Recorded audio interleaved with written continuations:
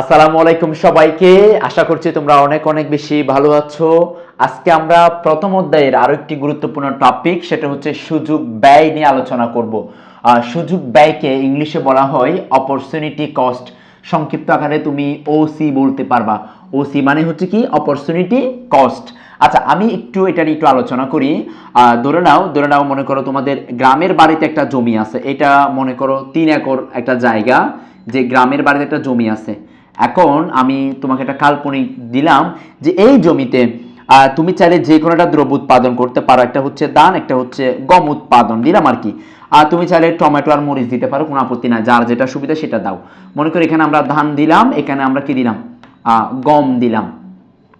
এখন এই পুরো জমিটার মধ্যে তুমি যদি শুধুমাত্র ধান উৎপাদন করো, ধরে নিলাম 150 মণ ধান উৎপাদন হবে, আর অন্যদিকে কোনো গমের উৎপাদন তো হবে না, যেহেতু গমের চাষ করো নাই, তার মানে গমের উৎপাদন শূন্য।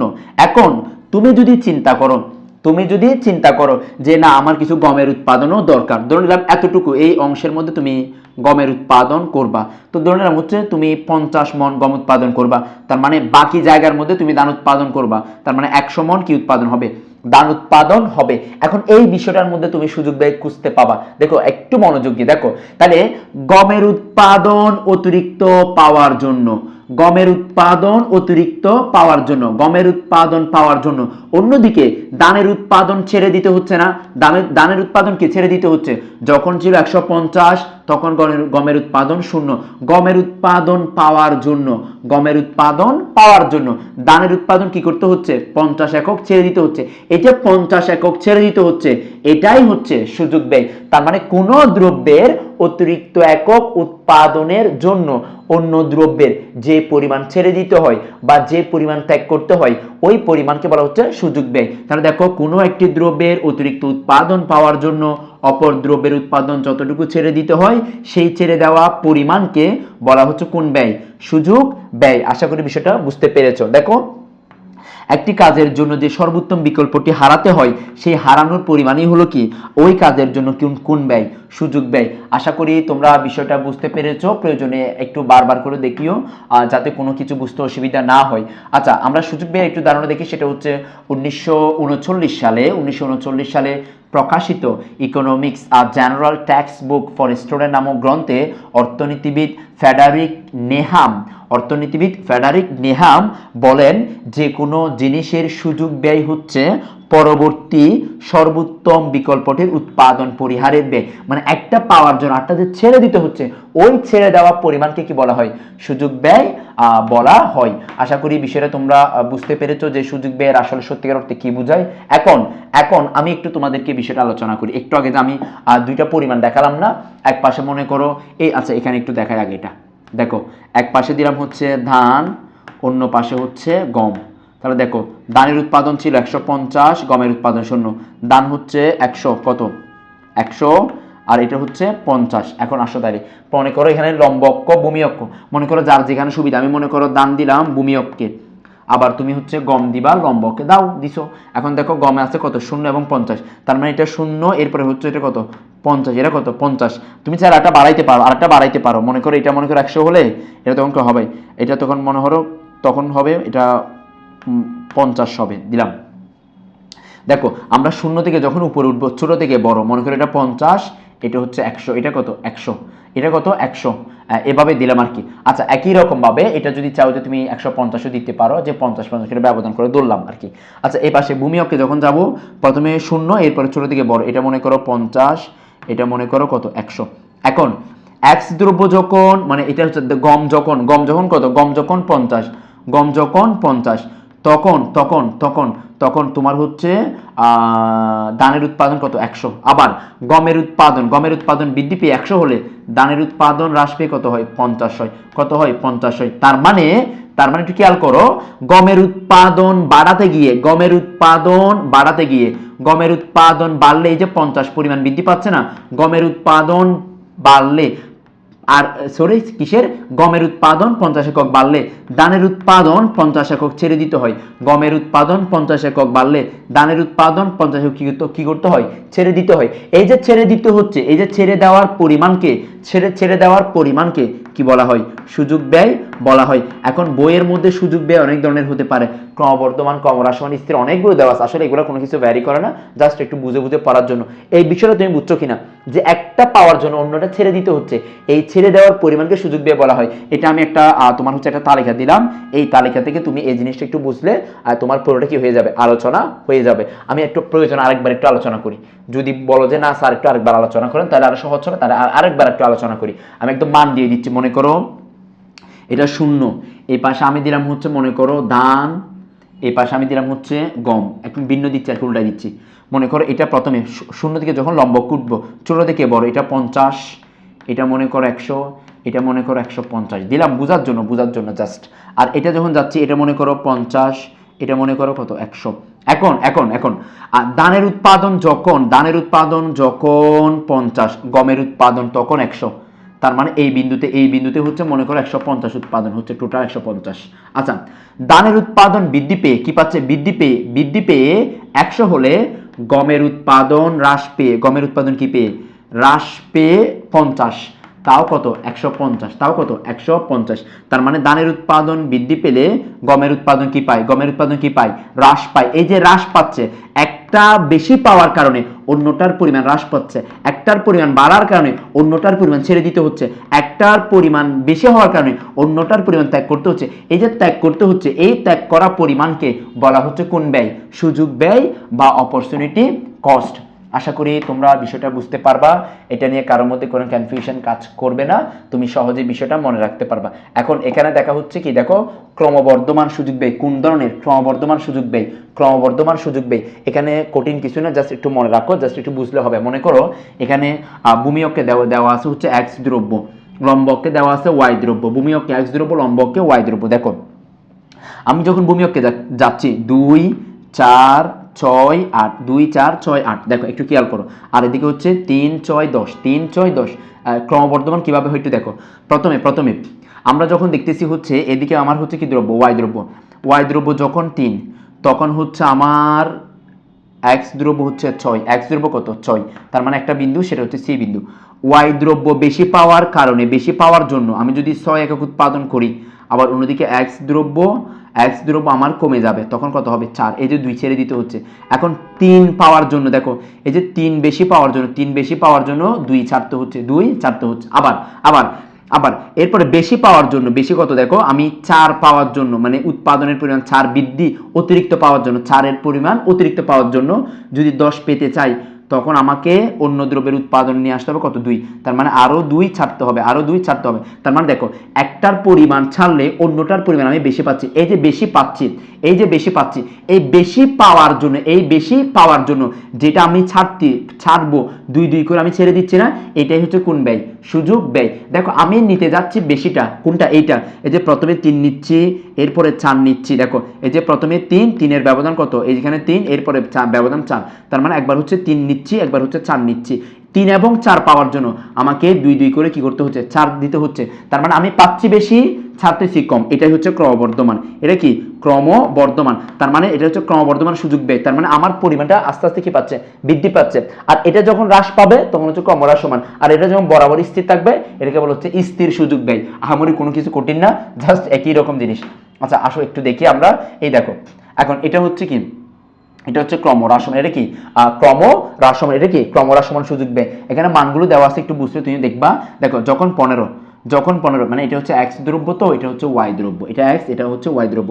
যখন দেখো x দ্রব্য যখন 15, y দ্রব্য তখন কত হয় 40, ঠিক আছে 40, ওকে।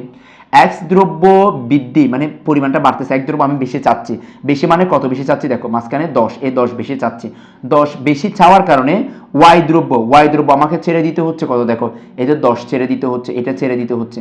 আবার x দ্রব্য বেশি পাওয়ার জন্য, কত পাওয়ার জন্য, বেশি পাওয়ার জন্য, বেশি মানে কত, দেখো এই দুইটার ব্যবধান হচ্ছে 7, এই যে এটা বেশি পাওয়ার জন্য, এটা বেশি 7 বেশি পাওয়ার জন্য এখানে আমাকে অন্যদিকে y দ্রব্যের মানে x দ্রব্যের পরিমাণটা ছেড়ে দিতে হচ্ছে আবার 10, কত ছেড়ে দিতে হচ্ছে 10 ছেড়ে দিতে হচ্ছে। আবার এক্স দ্রব্যের মানে ওয়াই দ্রব্যের পরিমাণ, ওয়াই দ্রব্যের পরিমাণ বেশি পাওয়ার জন্য 37 মাঝখানে ব্যবধান কত 5, তার মানে ওয়াই দ্রব্যের ব্যবধান বেশি পাওয়ার জন্য আমাকে এক্স দ্রব্যের ছেড়ে দিতে হচ্ছে কত, এই 10 ছেড়ে দিতে হচ্ছে। আবার এক্স দ্রব্যের উৎপাদন, ওয়াই দ্রব্যের উৎপাদন বেশি 40 পাওয়ার জন্য, তার মানে এই 3 বেশি পাওয়ার জন্য আমাকে এদিকে আরো কি দিতে হচ্ছে, 10 ছেড়ে দিতে হচ্ছে। এই যে দেখো, তাহলে প্রথমে 10, এরপর আস্তে কমতেছে, এরপর আবার কমে, এরপর আবার কমে, এই যে কমতেছে এটাকে বলা হচ্ছে ক্রমহ্রাসমান। তার মানে ক্রমহ্রাসমান সুযোগ ব্যয়, মানে এইটার সুযোগ ব্যয় কোনটি, এটা নিচেরটা, মানে এইটা বেশি পাওয়ার জন্য এটা ছাড়তে হচ্ছে, মানে ওয়াই দ্রব্য বেশি পাওয়ার জন্য এক্স দ্রব্য ছাড়তে হচ্ছে, ওয়াই দ্রব্য বেশি পাওয়ার জন্য এক্স দ্রব্য ছাড়তে হচ্ছে। তার মানে ওয়াই দ্রব্যের সুযোগ ব্যয় কোনটা, এক্স দ্রব্যটা, ওয়াই দ্রব্যের সুযোগ ব্যয় হচ্ছে কোনটা, এক্স দ্রব্যটা। আর একই রকম ভাবে তোমাকে যদি বলি যে স্থির স্থির স্থির স্থির সুযোগ ব্যয়টা যদি একটু দেখায়, সেটাও একই রকম, খুব বেশি কোনো পার্থক্য নেই, তুমি একই রকম একদম এক মনে এক ধ্যানে তুমি বুঝতে পারবা বিষয়টা, এক ধ্যানে একই রকম। স্থিরের ক্ষেত্রে কি একদম সেম, কোনো পার্থক্য নেই, এখানে কোনো পার্থক্য নেই, যে স্থিরটাও সেম হারে কি পায় তোমার হচ্ছে এই যে স্থির, দেখো একদম স্থির হারে। এটা আর কিছু বোঝাতে হচ্ছে, দেখো কোনো কিছু বোঝাতে হচ্ছে না। তারপরে একটু দেখাই দিই, মনে করো এটা যখন 2, এটা তখন 5, এটা কখন 3, এইটা 3, এইটা বরাবর 2 পাওয়ার জন্য মানে ছাড় আর কি, এটা 1 ছাড়তে হচ্ছে। আবার এইটা বরাবর 2 আরো বেশি পাওয়ার জন্য এটা আরো ছাড়তে হচ্ছে। এই যে এটা যত বাড়বে এটা তত কমতেছে, এইটাই হচ্ছে কি ব্যয়, তোমার হচ্ছে স্থির সুযোগ ব্যয়। আশা করি তোমরা বিষয়টা বুঝতে পেরেছো। আমি উৎপাদন সম্ভাবনা রেখে নিয়ে অনেক আলোচনা করেছি, এটা নিয়ে কারো কোনো প্রশ্ন থাকবে না, জাস্ট একটু সিম্পল আলোচনা করে দিই। সেটা হচ্ছে এই বিষয়টা, দেখো অর্থনৈতিক প্রবৃত্তি, অর্থনৈতিক উন্নয়নটা একটু আলোচনা করি। দেখো অর্থনৈতিক প্রবৃত্তি এটা একটু আলোচনা করি। আমি উৎপাদন সম্ভাবনা নিয়ে একদম বিস্তর আলোচনা করেছি, ওই ক্লাসটা দেখতে হবে ম্যান্ডেটরি। এবং আমার যে ধারাবাহিক ক্লাসগুলো এগুলো একদম গুছানো ক্লাস, তুমি একটু চোখ বুলিয়ে গেলেই বুঝতে পারবে যে আসলে ক্লাসগুলো কীরকম হচ্ছে প্রতিটা ক্লাস। আর অবশ্যই একটু ভালো লাগলে বন্ধুবান্ধব সবাই একটু মেনশন করে, একটু মেনশন করা মানে শেয়ার করে আর কি, তোমাদের বন্ধুবান্ধব সবাইকে একটু বলিও, যাতে সবার উপকার আসে। আমরা চাচ্ছি পুরো বাংলাদেশে যাতে অর্থনীতির একটা লিমিটেশন যেটা সেটা যাতে না থাকে। আচ্ছা দেখো, আমি ধরে নিলাম, মনে করো এটা হচ্ছে তোমার জমি, এটা হচ্ছে তোমার একটা জমি, এই অংশটা এটা হচ্ছে তোমার জন্য একটা কি, এটা হচ্ছে তোমার জন্য জমি। দেখো এখানে মনে করো ওয়াই দ্রব্য হচ্ছে 150 একক উৎপাদন করা যাবে, আর এখানে হচ্ছে এক্স দ্রব্য 150 একক উৎপাদন করা যাবে। আমি একদম পরিমাণ সহ দিলাম, এটা পরিমাণ সহ দিলাম। তার মানে এখানে এটাতে উৎপাদন করার জন্য তোমার মনে করো সম্পদ বিনিয়োগ করতে হবে, তোমার বিনিয়োগ করতে হবে প্রযুক্তি, তোমার বিনিয়োগ করতে হবে কি প্রযুক্তি। তার মানে নির্দিষ্ট পরিমাণ সম্পদ এবং প্রযুক্তি বিনিয়োগ করলে তুমি এই দ্রব্য মানে ওয়াই দ্রব্য পাবা 150, আবার এদিকে পাবা কি এক্স দ্রব্য 50। তার মানে তুমি এই অংশটা উৎপাদন করতে পারবা, এটা তুমি উৎপাদন করতে পারবা। এখন আমার দেশে যদি আমরা সম্পদের পরিমাণ বাড়াতে এবং প্রযুক্তির পরিমাণ যদি আমরা বাড়াতে পারার কারণে আমি যদি উৎপাদনটা নিয়ে যাই 200-তে, দেখো আমি এক্স দ্রব্য উৎপাদন করলাম 200, আর অন্যদিকে ওয়াই দ্রব্য উৎপাদন করলাম কত 200, এই যে 200। তাহলে দেখো এই যে 200, আমি যদি 200 উৎপাদন করি, তার মানে আগে যে রেখা, আমি একটু আগে যে রেখা পেয়েছি সেই রেখার বিকল্প হিসেবে আমি একটা নতুন রেখা পাচ্ছি না এখানে, এই দেখো, মানে আমার উৎপাদনের পরিমাণ বাড়ছে। এখন উৎপাদনের পরিমাণ বাড়া তাহলে একটা দেশের জন্য ভালো না খারাপ? অবশ্যই ভালো। উৎপাদন বাড়া মানে আমার দেশের কর্মসংস্থান বাড়বে, উৎপাদন বাড়া মানে আমার দেশের আয় বাড়বে, উৎপাদন বাড়া মানে আমার দেশের জাতীয় আয় বাড়বে, উৎপাদন বাড়া মানে আমার দেশের সঞ্চয় বাড়বে, উৎপাদন বাড়া মানে আমার দেশের মূলধন বাড়বে, উৎপাদন বাড়া মানে আমার দেশের বিনিয়োগ বাড়বে। তার মানে একটার সাথে এটা রিলেটেড। তার মানে উৎপাদনের পরিমাণ যত বেশি হবে, উৎপাদনের পরিমাণ যত বেশি হবে তত বেশি ভালো হবে। সেজন্য বলা হচ্ছে উন্নত প্রযুক্তি প্রয়োগ করে সম্পদের পরিমাণ বাড়িয়ে যদি পিপিসি রেখা ডান দিকে স্থানান্তরিত হয়, দেখো এটা আমার হাতের বাম, এটা হচ্ছে আমার হাতের ডান, এই যে ডান পাশে যদি নতুন করে একটা রেখা আসে তখন তাকে বলা হচ্ছে অর্থনৈতিক উন্নয়ন ঘটবে। কি ঘটবে? অর্থনৈতিক উন্নয়ন। ওই যে উৎপাদনের পরিমাণ বাড়বে, সম্পদ উৎপাদনের পরিমাণ বাড়লে আয়ের পরিমাণ বাড়বে, সঞ্চয়ের পরিমাণ বাড়বে, মূলধনের পরিমাণ বাড়বে, বিনিয়োগের পরিমাণ বাড়বে। সেই জন্য বলা হচ্ছে যদি উৎপাদন সমরেখা প্রথমে যা ছিল একটু দেখায়, প্রথমে যা ছিল যদি ডান দিকে রেখা আসে, দেখো এখানে ছিল 150, এখানেও ছিল 150। এখন যদি আধুনিক প্রযুক্তি ব্যবহার করে সম্পদের পরিমাণ বাড়ে, আমরা যদি 200 নিতে পারি, তাহলে নতুন একটা আমরা উৎপাদন সমরেখা পাচ্ছি না, এই নতুন একটা উৎপাদন সমরেখা পাচ্ছি, এই যে পরিমাণটা আরো বৃদ্ধি পাচ্ছে। এই যে এটা আমার দেশের জন্য কি হবে? ভালো হবে। আবার যদি ঘটনা উল্টা ঘটে, যদি মনে করো সম্পদের পরিমাণ কমে গিয়ে এই যে 100 চলে আসে, মনে করো এখানে 100 দিলাম, এই যে 100 চলে আসে, এই কাছাকাছি চলে আসতেছে, এই যে একদম মূল বিন্দুর কাছে চলে আসতেছে, এটা হচ্ছে আমার দেশের জন্য কি মানে অবনতি। এটা কি অবনতি? এটা হচ্ছে অবনতি। এটা কি আসবে? অবনতি। মানে যত কাজ আসবে তত আমার দেশের জন্য কি হবে? ক্ষতিকারক হবে। আচ্ছা পরের চিত্রে তাহলে সেটা একটু দেখি আমরা। দেখো আমার দেশের জন্য সেটা কি হবে? ক্ষতিকারক হবে। যেমন এটা হচ্ছে আমরা যদি বলি না এটা তো অর্থনৈতিক, এটা এটা একটু করে দেখি। সেটা হচ্ছে দেখো এখানে যদি আমরা একটু বলি, মনে করো এখানে আমার ছিল হচ্ছে 150, এখানে আমার ছিল হচ্ছে কত? 150। এখন উৎপাদনের পরিমাণ কমে যাচ্ছে, উৎপাদনের পরিমাণ কমে গিয়ে মনে করো 100 হচ্ছে, আবার এখানেও কি হচ্ছে? 100 হচ্ছে। তার মানে এই যে উৎপাদনের পরিমাণ কি যাচ্ছে? কমে যাচ্ছে। তো কমে গেলে আমার দেশের উৎপাদন কমে গেলে আমার দেশে কি কমে যাবে? আয় কমে যাবে। আয় কমে গেলে সঞ্চয় কমে যাবে। সময় সঞ্চয় কমে গেলে মূলধন কমে যাবে। মূলধন কমে গেলে বিনিয়োগ কমে যাবে। এটা হচ্ছে অর্থনৈতিক মন্দা দেখা দিবে। এটা হচ্ছে কি? অর্থনৈতিক মন্দা দেখা দিবে। তুমি জাস্ট চিত্রগুলো এঁকে, এগুলো হচ্ছে এমসিকিউতে বেশি আসে, মানে এমসিকিউতে বেশি আসে যে কোনটা অর্থনৈতিক মন্দা, কোনটা অর্থনৈতিক প্রবৃত্তি, এই বিষয়গুলো এমসিকিউতে বেশি আসে। আশা করি তোমরা ইনশাল্লাহ আশা করি সর্বোচ্চ ভালো করতে পারবা, এতে কোনো সন্দেহ নেই। উৎপাদন সম্পর্কে আমি একদম অনেক আলোচনা করেছি, এগুলো নিয়ে আর কোনো আলোচনা বাড়িয়ে লাভ নেই, এগুলো নিয়ে অনেক আলোচনা করা হয়েছে। আর সর্বশেষ যেটা একটু দেখিয়ে দিই যে অর্থনীতির মৌলিক সমস্যা তিনটি। একটা হচ্ছে কি উৎপাদন করবে, কিভাবে করবে, কার জন্য করবে। মৌলিক সমস্যা কি? তিনটি। দেখো নোবেল বিজয়ী মার্কিন অর্থনীতিবিদ সেটা হচ্ছে স্যামুয়েলসন বলেছেন মৌলিক অর্থনৈতিক সমস্যা তিনটি। একটা হচ্ছে কি উৎপাদন করবে, কিভাবে করবে, কার জন্য করবে। What to produce, how to produce, for hmm to produce. কি উৎপাদন করবে, কিভাবে করবে, কার জন্য করবে। কি উৎপাদন করবে, কিভাবে করবে, কার জন্য করবে। এই বিষয়টা একটু বুঝলে মোটামুটি এখান থেকে কিন্তু সৃজনশীল প্রশ্ন হয় এমন না, জাস্ট একটু মনে রাখতে হয় আর কি। এগুলো একটু মনে রাখলে এর বাইরে সাধারণত কোনো প্রশ্নই আসে না এবং কোনো প্রশ্নই তোমার লাগবে না, এবং তুমি যে কোনো প্রশ্নের উত্তর দিতে পারবা এবং সহজেই তুমি অ্যান্সার করতে পারবা।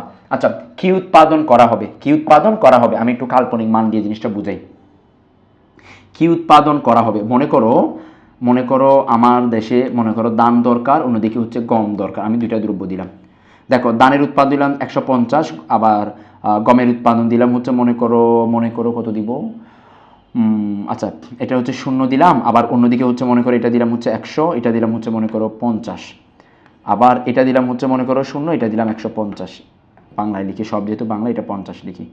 এটা হচ্ছে 150 দিলাম, বোঝার জন্য দিলাম আর কি। 150 এটা 100 হয়ে যায় কেন? এটা হচ্ছে 150। আচ্ছা দেখো এখন দানকে মনে করো আমি, আচ্ছা এখানে কি দিচ্ছি? এখানে অলরেডি দেওয়া আছে খাদ্য এবং বস্ত্র, তাহলে আমরা খাদ্য এবং বস্ত্রই দিচ্ছি, অন্য কিছু নাম না দিই, যেহেতু একই রকম দেওয়া আছে তোমার জন্য একই রকম বোঝাটা সহজ হোক। এটা দিলাম হচ্ছে বস্ত্র দিলাম, দুইটা দ্রব্য আর কি। এটা হচ্ছে খাদ্য দিলাম। কোনটা আমি উৎপাদন করবো আমার দেশের জন্য? দেখো আমি যদি বলি এখানে মনে করো 0 যখন উপরে উঠবো ছোটো থেকে বড়, মনে করো এটা হচ্ছে তোমার হচ্ছে কত? এটা হচ্ছে 100, আর এটা হচ্ছে 150। আবার এদিকে যদি যাই, এটা মনে করো দেওয়া আছে কত? এটা মনে করো দেওয়া আছে কত হচ্ছে? এটা হচ্ছে মনে করো 100, আবার এটা হচ্ছে 150, একই রকম মান রাখি। এটাকে 100 বানাই দিই, এটাকে 100 বানাই দিই। দেখো 100 বাংলায় এর হ্যাঁ এটাকে দিলাম। দেখো এই দুইটা মান আমরা দিলাম। এখন দেখো আমি যদি চাই যে বস্ত্র উৎপাদন করব হচ্ছে 100, অন্যদিকে আমার খাদ্যের উৎপাদন হবে কত? এই তোমার হচ্ছে 100, তার মানে এখানে একটা বিন্দু। আবার আমি যদি চাই যে বস্ত্রের উৎপাদন বাড়াবো, তখন কিন্তু আমার খাদ্যের উৎপাদন কমে যাবে, তখন 0-তে চলে আসবে। কততে? 0-তে। আবার আমি যদি চাই যে খাদ্যের উৎপাদন 150 করব, তখন বস্ত্রের উৎপাদন কমে যাবে। মানে একটা কমলে একটা বাড়বে, একটা কমলে একটা বাড়বে, এটা হচ্ছে সুযোগ ব্যয়। এখন যেই দেশের জন্য যেটা দরকার, মনে করো আমার দেশের বস্ত্রের চাইতে আমার দেশে যদি খাদ্য বেশি দরকার হয়, তখন আমি মনে করো এই বিন্দুতে উৎপাদন করব। আর আমার দেশে যদি মনে করো খাদ্য এবং বস্ত্র উভয়ই দরকার, তার মানে আমরা ডি বিন্দুতে উৎপাদন করব। আর আমার দেশের জন্য যদি বস্ত্র উৎপাদন হয়, তার মানে আমি এই বিন্দুতে উৎপাদন করি। এই বিন্দুতে সর্বোচ্চ বস্ত্র উৎপাদন হয়, এই বিন্দুতে সর্বোচ্চ খাদ্য উৎপাদন হয়, আর এই বিন্দুতে দুইটাই সমান হয়, মানে দুইটার মধ্যে একটা ব্যালেন্স থাকে। তাহলে আমার দেশের জন্য যেটা ভালো সেটা আমি উৎপাদন করব। এটা শুধুমাত্র বস্ত্র এবং খাদ্য না, ধান গমের মধ্যে অন্য যে কোনো দ্রব্যের বেলায় একটা তালিকা নিজে তৈরি করে তুমি নিজে চিত্র অঙ্কন করবা। একই রকম ওই যে আমার লেকচার 1 এর ভিডিওটা দেখি উৎপাদন সম্ভাবনা রেখা, সেই ভিডিওটা দেখলে এরপরে আর না পারার কোনো কারণ নাই। এরপরে তুমি নিজে অঙ্কন করে তুমি নিজে ব্যাখ্যা দিবা যে কোন বিন্দুতে আমার দেশের জন্য কোনটা বেশি দরকার, সেটা আমি কি করব? অঙ্কন করব। আশা করি এই বিষয়গুলো তোমরা পারবা, এখানে তেমন কোনো জটিলতা নেই, তোমাদের জন্য বিষয়টা সহজ। এবং কার জন্য উৎপাদন, কিভাবে উৎপাদন করব যদি বলি, মনে করো এটাকে আমরা একটা সম উৎপাদন রেখা দিয়ে ব্যাখ্যা করতে পারি। সম উৎপাদন রেখা বিস্তারিত তুমি পাবো হচ্ছে দ্বিতীয় অধ্যায়ে। এগুলো নিয়ে আমি অনেক ব্যাখ্যা করেছি, দ্বিতীয় এবং তৃতীয় অধ্যায়ে একদম দূরে ব্যাখ্যা করা। এটা হচ্ছে সম উৎপাদন বা ইকুয়াল প্রোডাক্ট কার্ভ বা ইকুয়াল প্রোডাক্ট কার্ভ অথবা হচ্ছে আইসো কোয়ান কার্ভ, এগুলো নিয়ে অনেক ব্যাখ্যা করা আছে আমার। এগুলো তোমরা পারবা, এগুলো একই রকম চিত্র, জাস্ট একটু আলোচনা করলে তোমাদের জন্য বিষয়টা সহজ হয়। আর তোমরা এই বিষয়গুলো একটু দেখে নিও, নিজে পারবা আশা করি। এরপর হচ্ছে কার জন্য উৎপাদন করবে, একই রকম চিত্র। কার্জন উৎপাদন করবে, এই চিত্রটা এগুলো হচ্ছে কার্জন উৎপাদন করবে, এগুলো আমি মোটামুটি একটু দেখে নিয়ে আশা করি তোমরা পারবা আর তোমাদের মধ্যে খুব বেশি লিমিটেশন থাকবে না। সো তোমাদের জন্য অনেক অনেক শুভকামনা। দেখা হচ্ছে অন্য কোনো দিন আমাদের অন্য কোনো টপিকে, বিশেষ করে দ্বিতীয় অধ্যায়ের ক্লাস শুরু করবো খুব শীঘ্রই, সেই ক্লাসগুলো দেখে নিও। ততদিন ভালো থেকো, সুস্থ থেকো। আসসালামু আলাইকুম সবাইকে।